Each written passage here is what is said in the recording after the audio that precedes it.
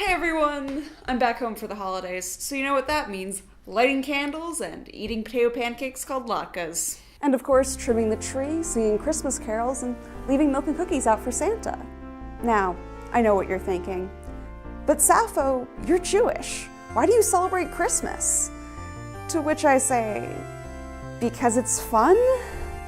But in all seriousness, 1 in 3 American Jews and 4 out of 5 American non-Christians celebrate Christmas.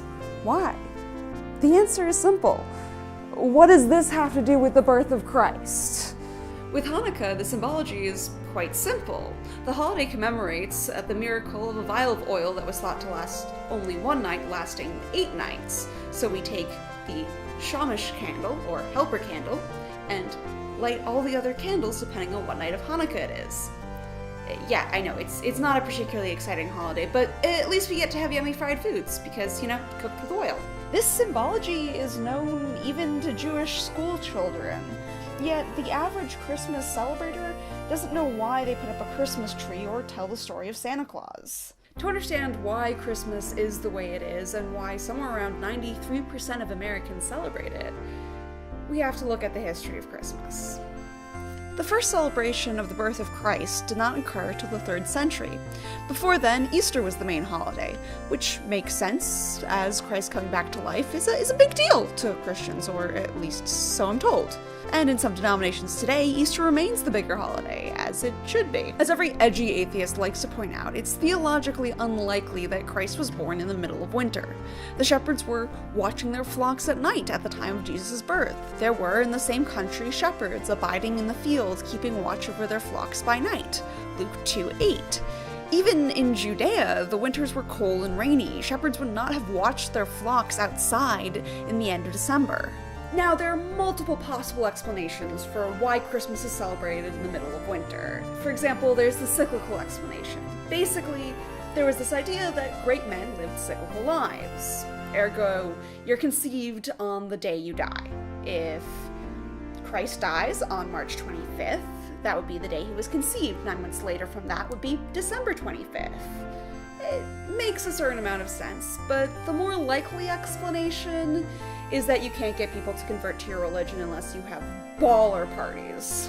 In the book The Rise of Christianity by Rodney Stark, he puts forward that one of the best ways to get someone to convert to your religion is through the continuation of an existing religion. That's why you see a lot of stuff with early Christianity and being like, hey, we're just like Judaism, except we have less rules and you don't have to cut off part of your dick. When they moved away from trying to convert Jews to trying to convert pagans, they ran into a problem. Pagans have bitchin' winter holidays, and it's hard to convince people to abandon their winter holidays.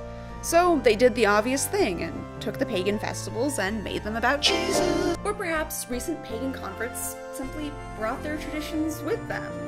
But either way, the end result is the same. Christmas, from the get-go, was celebrated through non-Christian traditions, which is to say, heavy drinking. In Southern Europe, there was Saturnalia, which was the one time a year where the masters became the servants. A criminal or slave would be declared emperor for a week, and then at the end, would promptly be killed. A more common tradition would be gambling with one's servants, and an example of this tradition continuing today would be like the Servants' Ball in Downton Abbey, in which the masters and servants danced together on Christmas. In Northern Europe, there was Yule, or as it came to be known, Yule. Yule involved the burning of a large log to celebrate the beginning of the end of winter. As hearths got smaller, so did the logs. It also involved bringing a tree into your house and getting drunk and going door to door singing. But you're describing a raucous bacchanal of a holiday. Christmas is about family and gift-giving and love for your fellow man. Well, it's because Christmas, as we know it, is only about 200 years old. So the whole drinking holiday thing, it became a bit of a problem. Like, the Puritans straight up banned the holiday. If you were chilling in colonial Massachusetts and celebrated Christmas, you would be fined 5 shillings. The Catholic solution was midnight mass. After all, you can't get drunk if you're in church. This is false, you can definitely get drunk in church. But the holiday wasn't morphed into the fun family occasion until the Victorian period. You see, the Victorians were very anti-sex and drinking and fun, and well, there were Christmas riots. So the holiday had to change. In 1819, Washington Irving published the sketchbook of Geoffrey Crayon, a collection of short stories about Christmas in an English manor house, stories that invoked the Saturnalian traditions of the wealthy and poor being on the same level. All made up, by the way. In 1843, Dickens publishes the beloved classic A Christmas Carol. Both of these stories help popularize the idea that Christmas was about love for your fellow man. And in 1850, Harriet Beecher Stowe wrote that the true meaning of Christmas was lost in a shopping spree, in a work that also featured the Pilgrims celebrating Christmas. Yeah, but what really popularized Christmas as we know it today was the poem "'Twas the Night Before Christmas," or, as it's actually called, A Visit from St. Nicholas. But all of this raises the question, who was St. Nicholas? How did he become Santa Claus? And most importantly, is he white? St. Nicholas was a bishop in Myra. He did some great stuff, like resurrecting 3 boys who were killed and almost made into food. He's, generally a pretty cool dude. St. Nicholas Day is a popular saint day to this very day in parts of Europe, and the myths and traditions of St. Nicholas, or as he's referred to in Dutch, Sinterklaas, brought together with Christmas in A Visit from St. Nicholas. However, it's pretty clear from the poem that he's not the Santa Claus we know and love today.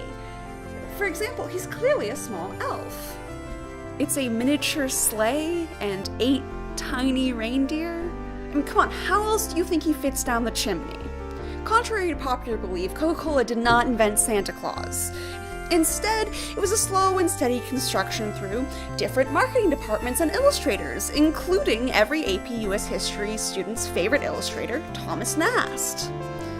The 20th century brought new carols, written primarily by Jewish Americans, new myths like Rudolph the Red-Nosed Reindeer, and, as though to continue the traditions set by early Christians, new holidays. Hanukkah is slowly but steadily Christmasifying, whether it be Hanukkah gifts, Hanukkah bushes, or even Hanukkah houses, because, there's something so incredibly Christian about gingerbread houses.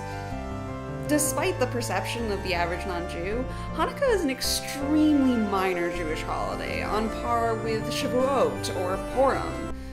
Kwanzaa was created in 1966 by an African studies professor as a way to celebrate African heritage in the diaspora, but also as an alternative to Christmas, as African slaves were forcibly converted to Christianity. In addition to these large-scale celebrations, there are individual family counter-Christmas traditions.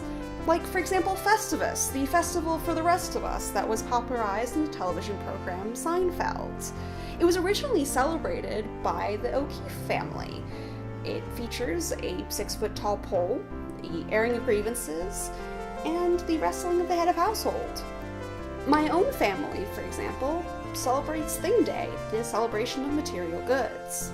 Ultimately, that's what Christmas is all about, an ever-changing set of traditions that allow us to have fun in the middle of winter, because you know what? Winter sucks! There is no Christ to put back into Christmas, because Christmas has never been about Jesus Christ, or even St. Nicholas. Christmas is not the reason for the season is the reason for Christmas. There is no war on Christmas.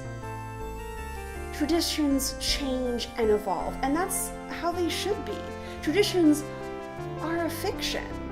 But you know what? Fictions are pretty great. So from me to you, Merry Christmas to all, and to all a good night.